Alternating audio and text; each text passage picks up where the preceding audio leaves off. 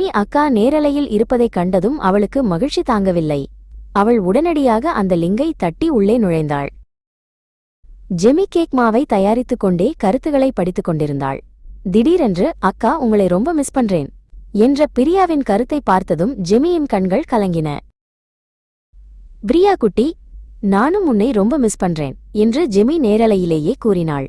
இதை பார்த்து கொண்டிருந்த ஆயிரக்கணக்கான மக்களும் அந்த சகோதரிகளின் பாசத்தை பார்த்து நெகிழ்ந்து போனார்கள்.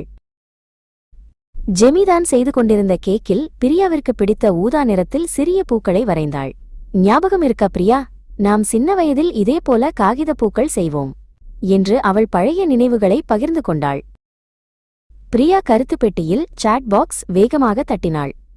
ஆமாமக்கா, அந்த பூக்களை நாம் ஆற்றில் விட்டது இன்னும் எனக்கு நினைவிருக்கிறது என்று அவள் சிரித்துக்கொண்டே பதிலளித்தாள். நேரலை முடிந்ததும் ஜெமி அந்த கேக்கை ஒரு அழகான பெட்டியில் அடுக்கி பிரியாவின் முகவரிக்கு விரைவாக அனுப்பி வைத்தாள். திரையில் காட்டிய பாசம் இப்போது ஒரு இனிப்பான பரிசாக மாறியது. 2 நாட்களுக்குப் பிறகு பிரியா அந்த கேக்கை சுவைத்துக் கொண்டே ஜெமியுடன் வீடியோ காலில் பேசினாள். தூரம் என்பது வெறும் எண்கள்தான், உண்மையான பாசத்திற்கு திரையும் ஒரு பாலம்தான் என்பதை அவர்கள் உணர்ந்தார்கள்.